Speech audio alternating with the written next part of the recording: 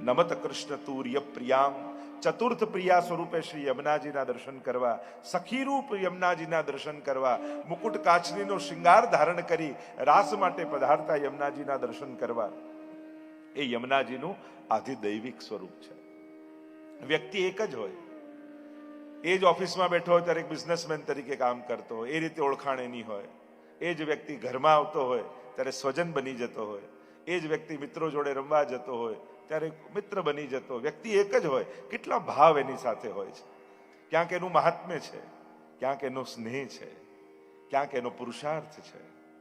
એમ જ્યાં ભૌતિક સહજ રૂપ દેખાય એ ભૌતિક સ્વરૂપ, જ્યાં મહાત્મ્ય હોય, સામર્થ્ય હોય એ આધ્યાત્મિક સ્વરૂપ, અને જ્યાં કેવલ રસાત્મક અને સ્નેહાત્મક સ્વરૂપ હોય એ આધિદૈવિક સ્વરૂપ. અને જે સ્વરૂપનું આરાધન કરો એ પ્રકારે ફળનું દાન શ્રી યમુનાજી કરે છે.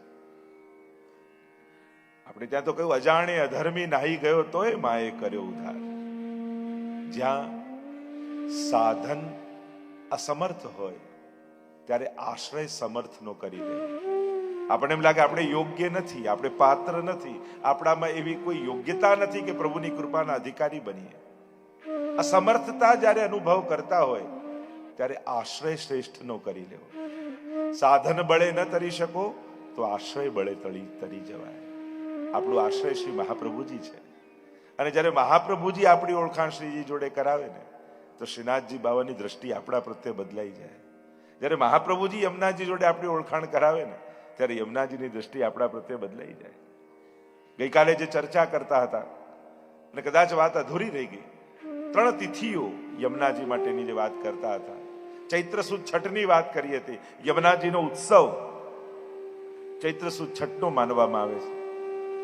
અને એ દિવસે વિશેષ રૂપે યમુનાજીના ગુણગાન, ત્યારે પ્રાગટ્યની વધાઈ નથી ગાતા, પણ પ્રભુ પાસે પ્રાપ્તિ કરાવે, પ્રભુની પ્રાપ્તિ કરાવે એના મહાત્મ્યનું ગાન કરીએ છીએ.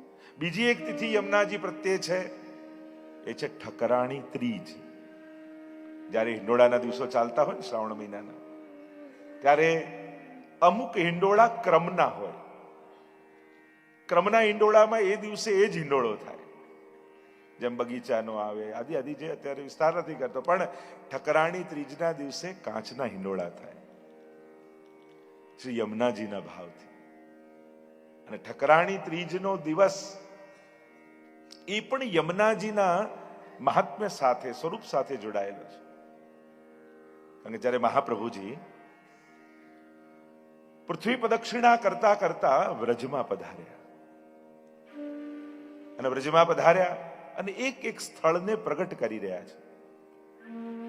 જો પ્રભુને પધારે તો હજારો વર્ષ થઈ ગયા હતા. આજે આપણે આ ગોકુળ, આ વૃંદાવન, આ ઘાટ, આ કુંજ, આ સરોવર, આ કુંડ, એ તો બધું વિલુપ્ત થઈ ગયું. શ્રી મહાપ્રભુજીએ પધારી એક એક સ્થળ બતાવ્યું. જો આ સ્થળ આ લીલાનું સ્થળ છે, આ ઘાટ આ લીલાનું સ્થળ છે. વ્રજના આધિદૈવિક સ્વરૂપને પુનઃ પ્રગટ કર્યું કે આ 84 કોષમાં પ્રભુએ કઈ જગ્યાએ કઈ લીલા કરી, એ મહાપ્રભુજીએ ત્યાં પધારીને પ્રગટ કરી. લીલા હોતી જૂની નાતર, લીલા હોતી જૂની, જોપે શ્રી વલ્લભ પ્રગટ ન હોતે, વસુધા રહેતી સુની. બધાઈમાં ગાઈએ છે ને, જો મહાપ્રભુજી પ્રગટ ન થયા હોત તો આ બધી લીલાઓને કોણ જાણત, કોણ સમજત, કોણ બતાવત. એટલે હું તો ઘણી વાર કહું, બીજા કોઈ ઉત્સવ ન ઉજવો ને તો ચાલે, પણ મહાપ્રભુજીનો ઉત્સવ જરૂર મનાવો. કારણ કે આ ઉત્સવ જો ભૂતલ પર ન થયો હોત તો બીજા એકે ઉત્સવનું આપણને ભાન ન થયું હોત. કે જન્માષ્ટમી કેમ ઉજવાય, હિંડોળા કેમ થાય, સાંજી કેમ થાય, દાન કેમ થાય, હોરી કેમ થાય, એ તો મહાપ્રભુજી પ્રગટ થયા તો આ બધી લીલાઓ આપણને અનુભવ કરાવી, પ્રગટ કરી, બતાવી કે પ્રભુએ આ બધી લીલાઓ વ્રજમાં કઈ રીતે કરી હતી.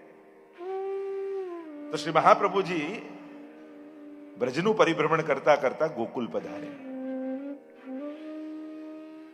ઠકરાણી ત્રીજનો દિવસ છે અને યમુનાજીના ઘાટ પાસે ઠાડા રહ્યા. યમુનાજીની દિવ્ય અને અલૌકિક શોભા, કલકલ કલકલ વહેતા યમુનાજીના પવિત્ર નીર, લહેરોની તરંગો ઉછળી રહી છે. મંદ શીતલ સુગંધિત વાયુ વહી રહ્યો છે. શુક મયુર અને હંસ કલરવ કરી રહ્યા છે. તટ ઉપર ઉગેલા નવીન વનો અને એના ઉપર લાગેલા વૃક્ષો પર લાગેલા પુષ્પો પડી પડી માનો યમુનાજીનું પૂજન કરી રહ્યા છે. કઈક અલૌકિક આભા ને શોભા યમુનાજીની લાગે છે. દમલાજી સાથે છે. સહજમાં જિજ્ઞાસા પ્રગટાવી મહાપ્રભુજી કે દમલા, યા મેં ગોવિંદ ઘાટ કોણ છો और ઠકરાણી ઘાટ કોણ છો? બંને ઘાટો એક સરખા જ છે, તો આમાં ગોવિંદ ઘાટ કયો ને ઠકરાણી ઘાટ કયો? સહજ જિજ્ઞાસા શ્રી મહાપ્રભુજીના મુખમાંથી સરી અને એટલામાં યમુનાજીની ભીતર તરંગો ઉઠવા લાગ્યા, ભ્રમરો પડવા લાગ્યા અને 16 વર્ષ યુવતી સ્વરૂપ શ્રી યમુનાજી પ્રગટ થયા.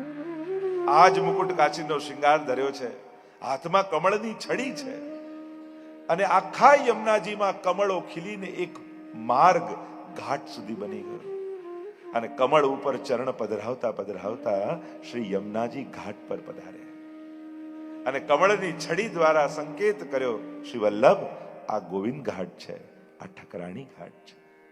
અને એ સમયે પ્રગટ યમુનાજીના સાક્ષાત દર્શન શ્રી મહાપ્રભુજીએ પોતાના નેત્રોથી કર્યા. હૃદયમાં માનો યમુનાજીનો રસ ઉભરાવા લાગ્યો અને ક્ષણવારમાં અદ્રશ્ય થયેલા એ યમુનાજી શ્રી મહાપ્રભુજીના હૃદયમાં જઈને બિરાજી ગયા અને જ્યાં શ્રી વલ્લભના હૃદયમાં બિરાજ્યા અને એ યમુના રસ હૃદયમાં સમાયો નહીં અને શ્રી યમુનાજીના દિવ્ય અને અલૌકિક સ્વરૂપ જે નેત્રોથી દર્શન કરી રહ્યા હતા મહાપ્રભુજી, એ શબ્દ બની યમુનાષ્ટક રૂપે પ્રગટ થવા લાગ્યા. યમુનાષ્ટક એ યમુનાજીનું વાંગમય સ્વરૂપ છે. જેમ શ્રીમદ ભાગવત એ શ્રીનાથજીનું વાંગમય સ્વરૂપ કહેવાય, શબ્દમય રૂપ, એમ યમુનાષ્ટક એ સાધારણ કોઈ કલ્પના નથી. એ જ યમુનાજીનું વાંગમય સ્વરૂપ શ્રી મહાપ્રભુજીના મુખે પ્રગટ થયું છે. અને એટલા માટે રોજ યમુના જળના પાન ન કરી શકો, પણ રોજ એક યમુનાષ્ટકનો પાઠ કરો ને તો એ યમુનાજીના પાન બરાબર જ છે. એટલે નિત્ય ક્રમ રાખો. અને કારણ કે જ્યારે ભગવદ રસ હૃદયમાં પ્રગટ થાય છે ત્યારે રસનો સ્વભાવ છે પ્રગટ થવું. એમ કહેવાય કે આપણો ભાવ પ્રગટ ન કરવો જોઈએ, પણ બધા જ અષ્ટ સખાઓના મુખમાંથી ભાવ પ્રગટ થયો જ. કરાય નહીં પણ થઈ જાય. આ સમાધિ ભાષામાં જેમ વ્યાસજીએ ભાગવતજીના દર્શન કર્યા અને ભાગવત પ્રગટ કર્યું, એમ મહાપ્રભુજીએ પ્રગટ નેત્રોથી, એ તો સમાધિ ભાષામાં થયું, આ તો પ્રગટ નેત્રોથી યમુનાજીના દર્શન કર્યા છે. જેમ શ્રીનાથજી સાથે પ્રથમ મિલન ગિરિરાજજી પર છે, એમ યમુનાજી સાથે પ્રથમ મિલન એ ગોકુલમાં છે મહાપ્રભુજી. એ ઠકરાણી ત્રીજનો દિવસ હતો, જે દિવસે યમુનાષ્ટકનું પ્રાગટ્ય શ્રી મહાપ્રભુજીના મુખે થયું. રચના નથી કરી મહાપ્રભુજીએ, પ્રગટ્યું છે. રચના અને પ્રાગટ્યમાં ફરક છે. રચના તો રચયિતા વિચારી વિચારીને લખે, રચે, અને એમાં એની પ્રભાવ, એની વાણીની છાપ, એના વિચારોની છાપ દેખાતી હોય. એટલે કે રચનામાં રચયિતાનો પ્રભાવ દેખાય, પ્રાગટ્યમાં મૂળ સ્વરૂપનો પ્રભાવ દેખાય. એના અક્ષરે અક્ષરમાં જેની સ્તુતિ કરી છે એનો અનુભવ થાય. અને આચાર્યોની વાણી અને ભગવદીઓની વાણીનો પ્રભાવ એ છે. જો આજે પણ ઘણા કવિ સુંદર રીતે રચના કૃષ્ણ માટે લખી શકતા હશે, એ ઉત્તમમાં ઉત્તમ કલ્પનાઓ કરીને રચના કરી શકે, પણ વ્યક્તિની કલ્પના સામેવાળાની કલ્પના બનાવી શકે, પણ ભગવદીઓનો અનુભવ એ તમારો અનુભવ બનાવી શકે છે. અષ્ટસખાની વાણીની મહત્તા કેમ છે? કારણ કે એમની જે કીર્તનો છે એ કલ્પના નથી, એમનો અનુભવ છે. જે નેત્રોથી જોયું એ ગાયું છે. એમ આચાર્યોની વાણીનો પ્રભાવ એ છે કે આજે 550 વર્ષ બાદ પણ યમુનાષ્ટક ગાઓ તો યમુનાજીનો અનુભવ કરાવે એવો પ્રભાવ યમુનાષ્ટકમાં છે. આ મહત્તા છે. એટલે આચાર્યોની વાણી એ કેવલ કોઈ સમય પૂરતી, કોઈ કાળ પૂરતી યા કોઈ વ્યક્તિ પૂરતી નથી હોતી. નિમિત્ત કોઈ થાય, ગીતાજી માટે અર્જુન નિમિત્ત થાય, પણ અર્જુન માટે થોડી છે. એમ શ્રી યમુનાષ્ટકનું પ્રાગટ્ય આ ઠકરાણી ત્રીજના દિવસે થયું છે. એટલે ઠકરાણી ત્રીજના દિવસે વિશેષ યમુનાજીનું મહાત્મ્ય કહેવાય છે. અને ત્રીજો દિવસ યમુનાજી માટે એ છે ભાઈ બીજનો દિવસ. પ્રસિદ્ધ કથા છે, પુરાણોમાં જે કથા આવે છે, યમરાજાને ભોજન કરવા માટે બોલાવ્યા છે પોતાને ત્યાં. આજે પણ આપણે ત્યાં ક્રમ હોય ને, ભાઈ બીજનો દિવસ હોય એટલે ભાઈ જમવા માટે આવે. યમરાજા આવ્યા ભોજન કરવા માટે અને કહ્યું માંગ. અને ત્યારે કહ્યું આજના દિવસે જે મારામાં સ્નાન કરે ને એને ક્યારેય યમયાતના ન થાય એવા આશીર્વાદ આપો. યમોપી ભગિની સુતાન કથમ હંતિ દુષ્ટાન અપી. યમનાષ્ટકમાં એટલે કે ભલે દુષ્ટ હોય છતાંય બહેનનો દીકરો છે ને, ભાણીઓ તો વધારે વાલો હોય. અને એટલા માટે યમરાજા પણ, એટલે નામ જ છે ને યમુના, યમના. ઉના એટલે નાના બેન, અને યમના નાના બેન એ જ યમના છે. જાકો નામ યમના હૈ વહાં યમ ના હૈ. ત્યાં યમરાજાને ના છે, નામ જ છે યમના. એટલે જેના મુખમાં યમુનાજીનું નામ આવે એટલે જ આપણે ત્યાં એમ કે જ્યારે છેલ્લો સમય હોય ત્યારે વિશેષ રૂપે યમુનાજીના પાન કરાવતા હોઈએ છીએ. અને આપણે ત્યાં પુષ્ટિ માર્ગની તો વિશેષતા એ છે, કોઈ પણ સારો દિવસ આવે, આપણે ત્યાં સત્સંગ આદિ હોય ત્યારે લોટી ઉત્સવ કરી, લોટીજી ખોલી. તો લોટી ઉત્સવ કાલે કર્યો. લોટીનો અર્થ શું થાય? મેં પ્રભુ કે ચરણો મેં લોટી. આળોટવું એ પણ લોટી ઉત્સવ છે, લોટી જ છે. તો વ્રજમાં તો લોટવાની મહત્તા છે. તમે બધા રમણ રેતી જાઓ ત્યારે શું કરો છો? લોટતા નથી. તો એમ યમુનાજીના રજમાં લોટવું, યમુનાજીના ચરણોમાં લોટવું એ પણ લોટી ઉત્સવ જ છે. એના ચરણોમાં લોટી જવું, એના થઈ જવું. યમુનાજીના પાન કરાવવા એની મહત્તા આપણે ત્યાં ખૂબ મોટી ગાઈ છે. એટલે જ આપણે ત્યાં વિશેષ રૂપે જ્યારે માલા પહેરામણી હોય, કોઈ જીવની પાછળ જ્યારે માલા પહેરામણીનો ઉત્સવ થતો હોય ત્યારે વિશેષ રૂપે યમુનાજીના લોટીજી ખોલવામાં આવે. કારણ કે આ યમુનાજી એવા છે જે યમયાતનામાંથી મુક્ત કરી શકે છે. આપણે ત્યાં વિશેષતા એ છે કે આખી જિંદગી મનુષ્યએ કોઈ પુણ્ય ન કર્યું હોય, સત્કર્મ ન કર્યું હોય, છતાંય છેલ્લી ઘડીએ પણ ભગવત નામ અથવા યમના પાન કરી લે ને તો એ ઠાકોરજીનો ઉદ્ધાર કરી લેતા હોય છે. જો પ્રભુ અંતિમ સમય સુધી મોકા આપે છે. માણસ અને ભગવાનમાં ફરક જ એ છે, માણસ એક વાર, બે વાર, ત્રણ વાર, હવે કેટલી વાર આને ચાન્સ આપવાના?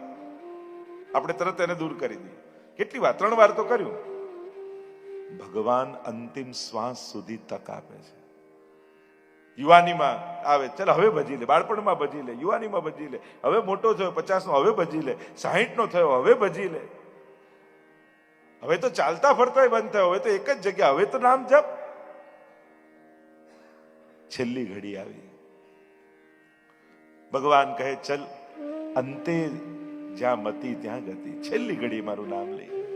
જો આપણા ઘરમાં પ્રસંગ હોય, તમે બધાને આમંત્રણ આપ્યું હોય અને સાવ અંગત મિત્ર હોય એને જ કહેવાનું ભૂલી ગયા, બધાને કંકોત્રી આપી, સાવ નજીકનો, અને ધ્યાન બહાર જ નીકળી ગયો, અને બધા એને ફોન કરી કે તમે લગ્નમાં ક્યારે જવાના છો?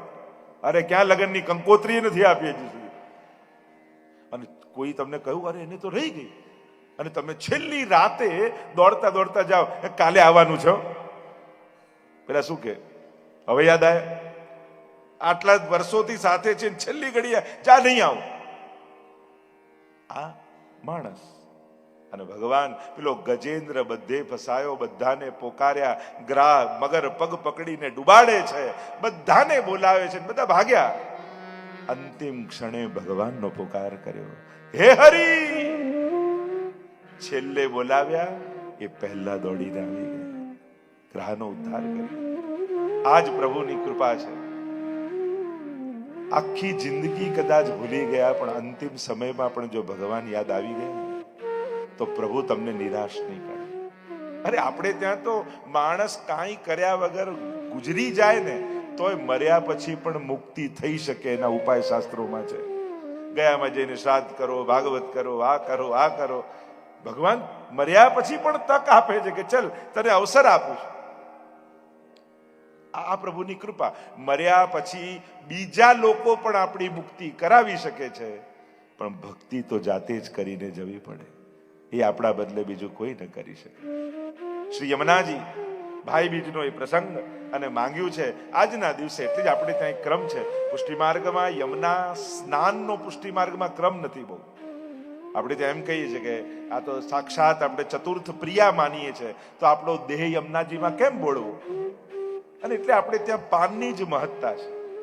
પણ ભાઈ બીજના દિવસે એમ કહેવાય કે સામે કાંઠે જઈ, અને પ્રાચીન ક્રમ એ હતો કે ભાઈ અને બહેન બંને એકબીજાનો હાથ પકડી અને યમુનાજીમાં ડૂબકી લગાવે. અને જ્યારે ડૂબકી લગાવે ત્યારે એ યમરાજા પણ વચન આપે છે કે ક્યારે પણ યમયાતના નહીં લાગે. એવું આપણે ત્યાં એક પ્રકાર વિશેષ રૂપે ભાવ કહેવામાં આવે છે. કદાચ બધા પદ ન લેવાય તોય તમને કોઈ પદમાં એમ નહીં લાગે કે આ નથી ખ્યાલ આવતો. અને એમ પણ શર્ટનું પહેલું બટન બરાબર લાગે ને તો બાકી બધા બટન બરાબર લાગી જાય. પહેલું ખોટું લાગે બધા ખોટા લાગે. એટલે એ રીતે આપણે રસ દર્શન કરી રહ્યા છીએ કે 41 પદના ચાવી રૂપ પ્રથમ પદને આપણે જ્યારે પ્રારંભ કરીએ છીએ, અને જેનો પ્રારંભ ઉત્તમ હોય એનો અંત પણ ઉત્તમ હોય, તો એ રીતે રસ દર્શન. પિય સંગ રંગ ભરી કરી કલોલે, સબન કો સુખ દેન પિય સંગ કરત સેન. બધાને આનંદ આપવા માટે સબન કો સુખ દેન પિય સંગ કરત સેન. સેન એટલે ઈશારો, સંકેત. કારણ કે જે જીને ભૂલી જાત પિય તિને સુધી કરી દે. 41 પદમાં આગળ આવશે. જેને પ્રભુ પણ ભૂલી ગયા છે. દૈવી છે પણ એ દૈવી જીવો સંસારમાં જઈને સંસારી લોકો સાથે રહેતા રહેતા એવા સંસારાવેશિત થઈ ગયા છે કે ભગવાન પણ એનું વિસ્મરણ કરી ચૂક્યા છે. મહાપ્રભુજી પણ ષોડશ ગ્રંથમાં આજ્ઞા કરે છે કે ભગવાન કોઈનો હાથ છોડી દે. હરિણા યે વિનિર્મુક્તા તે ભગ્ન મગ્ન ભવસાગરે. જે સંસાર સાગરમાં સંસાર આસક્તિમાં બહુ ખૂપી જાય ને, અને ભગવાનનું સ્મરણ જેને ન થાય, માનવું કે આનો હાથ ભગવાને છોડી દીધો છે. અને પ્રભુ જ્યારે હાથ છોડે છે ને પછી એને સંસાર સાગરમાં ડૂબતા કોઈ બચાવી શકતું નથી. ભગવાન ઢીલ છોડે એનો વાંધો નહીં, પણ દોરી કાપી નાખે ને પછી તો જન્મ જન્માંતરના ચક્કરમાં પડી જવાય છે. ઘણી વાર દૈવી જીવો માટે ઢીલ છોડે. એક વસ્તુ યાદ રાખો, તમે સંસારમાં રહો છો પણ સંસારી નથી. તમે વેપાર કરો છો પણ વેપારી નથી. તમે મૂળમાં તો તમારી વૈષ્ણવતામાં સ્થિત છો. આપણે વ્યવસ્થાઓની વચ્ચે છીએ પણ વ્યવસ્થાઓ માટે જ થોડી જન્મ્યા છે. વ્યવસ્થાઓનો ઉપયોગ કરી વૈષ્ણવની ચતુરાઈ એ છે કે ભગવાને આપેલા સંસારને સાધન બનાવી અને શ્રીજીને પામી લેવાની ચતુરાઈ જેનામાં હોય ને એ જ સાચો ચતુર વૈષ્ણવ છે. આ જે મળ્યું છે એ પ્રભુની પ્રસન્નતાનું કારણ બનાવી લે, એમાં જ એનું કલ્યાણ છે. કારણ કે પ્રભુ પણ ઘણી વાર પરીક્ષા કરે કે તું મારી ભક્તિ કરવા આવ્યો છો ને, પણ હું તને સંસારમાં ફસાવી દઈશ. હું તને એવું ઘર આપીશ કે ઘરમાં તને એટલો મોહ થઈ જશે કે હું તને ભૂલાઈ જ જઈશ, તને યાદ જ નહીં આવું. વૈષ્ણવ કે ચિંતા ન કરતા, હું એ ઘરમાં જ આપને પધરાવી લઈશ, એટલે મારું ઘર જ નંદાલય બની જશે. અચ્છા, તો હું તને એવું ધન આપીશ કે ધનમાં જ તું ફસાઈ જઈશ, હું યાદ જ નહીં આવું. તો પ્રભુ ધનનું હું પ્રભુની કથા અને મનોરથો કરાવીશ, એ જ ધન મારા ઉદ્ધારનું કારણ બનાવી દઈશ. અચ્છા, તો એવો પરિવાર આપીશ કે સંસાર આસક્ત બની જઈશ, સ્વજનોમાં હું ભૂલાઈ જ જઈશ. અરે પ્રભુ, હું એ બધાને બ્રહ્મ સંબંધ કરાવી વૈષ્ણવ બનાવી લઈશ, એ જ મારા સત્સંગી બની જશે. તો ભગવાન આપે છે સંસાર, અને ચતુર વૈષ્ણવ એ સંસારને પણ સાધન બનાવી પોતાની ઉદ્ધારના કારણ બનાવી લે છે. ભગવાને આપેલા સુખને જેને આનંદમાં કન્વર્ટ કરતા આવડે ને એ જ ચતુર વૈષ્ણવ છે. પ્રભુ સુખ આપે છે અને વૈષ્ણવ સુખને આનંદમાં ફેરવી લે છે. જે કેવલ પોતાને કેન્દ્રમાં રાખીને ભોગવીએ એ સુખ, અને જેના કેન્દ્રમાં ભગવાન થઈ જાય, પ્રભુની પ્રસન્નતાનું કારણ બની જાય, એ આનંદ થઈ જાય. તો સબન કો સુખ દેન પિય સંગ કરત સેન. એટલે કે જે જીવો પ્રભુને ભૂલી ગયા છે, તો ઠાકોરજીને ઈશારો કરીને કહે છે યમુનાજી કે પ્રભુ આ આપનો જીવ છે. એમ કરી ચર્ચાઓ તો ઘણી. ચિત્ત મેં તબ પરત ચયન જબ હી બોલે. અને જ્યારે બોલે ત્યારે ચિત્તમાં હૃદયમાં આનંદ વ્યાપે છે. અતિહી સુખ કરન દુઃખ સબન કે હરન. તો અતિહી સુખ કરન, એવા શ્રી યમુનાજી કેવા છે? અતિહી સુખ કરન છે. પણ સબ બાત ઇનકે આ. એક હોય છે સુખ કરણ અને બીજું અતિહી સુખ કરણ. યમુનાજી બંને આપે. સંસારના સુખ માંગશો તો એ પણ આપશે, પણ અતિ સુખ કયું છે? જે સુખ શાશ્વત હોય એ અતિ સુખ છે. હું તો ઘણી વાર કહું ને, ભેગું કરેલું એને જ કહેવાય જે ભેગું આવવાનું હોય. આપણે એવું ભેગું કરીએ છીએ જે મૂકીને જવાનું છે. વિચાર કરજો, મેં જીવનભર પરિશ્રમ કરીને એવું કંઈક ભેગું કર્યું જે મારી ભેગું આવે. હંમેશા જીવનભર ઘણીવાર પુરુષાર્થ કરી, મહેનત કરી, આપણે બધું જ કરીએ જરૂર, પણ એ આપણા ઉદ્ધારનું એ કારણ બને એનો પ્રયાસ કરો. કેવલ ભોગનું કારણ ન બની જાય, ક્યાંક આપણા બંધનનું કારણ ન બની જાય, એની પણ સાવધાની રાખવી. એટલે જીવનમાં સત્કર્મ, ભક્તિ, આ બધું અને બધું ભેગું જ થાય છે. ઘણીવાર લોકો કહે પહેલા બધું લૌકિક બધું ગોઠવી લઈને પછી અલૌકિક કરીશું. આવા વારા ફરતી કાંઈ થતું નથી. બધું ભેગું ભેગું જ હોય છે. પછી એક વ્યક્તિ મળ્યા, મને કહેતા હતા, હું કર્મ કરું છું ને આ મારા વાઈફ ધર્મ કરે છે. બધું આવું છૂટું ના પાડશો, ધર્મ અને કર્મ ભેગા જ રાખો. કર્મ કરતા કરતા તક મળે ને ત્યારે ધર્મ કરી લેવા. પણ એવું પ્લાન કરશો કે ના બધું થાય, રિટાયર્ડ થાવ પછી આ કરું, પછી કાંઈ થતું નથી. શરીર ચાલતું હોય ને ત્યારે જ બધું થાય. એટલે જ જ્યારે શરીર સારું ચાલે છે ને, યાત્રાઓ કરી લો, મનોરથો કરી લો, ઉત્સવો કરી લો, કથાઓ કરી લો. કારણ કે જ્યારે શરીર નહીં ચાલે તો કંઈક સારું યાદ કરવા માટે રહેશે. નહીં તો બેઠા બેઠા યાદે શું કરશો જ્યારે શરીર નહીં ચાલે તો? ઘણા મોટી ઉંમરે કહે ને આખો દિવસ ખરાબ, તો ખરાબ જ વિચાર આવે ને. સારા વિચાર આવે એવું કંઈક ભેગું કર્યું છે. એટલે સારા સંસ્મરણો ભેગા કરવા જીવનમાં, સારી યાદો ભેગી કરવી. કારણ કે જ્યારે મોટી ઉંમરમાં શરીર નહીં ચાલે ત્યારે આ યાદોના સહારે જ દિવસો કાપવાના છે. અને સારા સંસ્મરણો ભેગા હશે તો ઘડપણ સારું જશે. અને સારા સંસ્મરણો ભેગા નહીં કર્યા હોય અને શરીરે નહીં ચાલતું હોય તો ઘડપણ બહુ આકરું બની જશે. અને એટલા માટે જ્યારે શરીર ચાલે છે, સંજોગો સારા હોય ને ત્યારે સત્કર્મો કરી જ લેવા. અને સારા સંજોગો કોને કહેવાય? સૌથી પહેલું, જેમાં શરીર તમારા સંકલ્પોને પૂરું કરવા માટે સામર્થ્યવાન હોય તો માનવું સારો સમય ચાલે છે. કે શરીરથી દોડી શકો છો તમે તમારા મનોરથો, તમારા સત્કર્મો, તમારા સુખ ભોગવી શકો છો. અમુક વસ્તુ અમુક સમય મળે ને તો જ એની મહત્તા છે. હવે તમારી ઈચ્છા હોય બહુ સારી કાર મારે વાપરવી છે, પણ તમે છે કે 80 વર્ષના થયા અને પછી દીકરાએ ગિફ્ટ આપી તો કામની શું?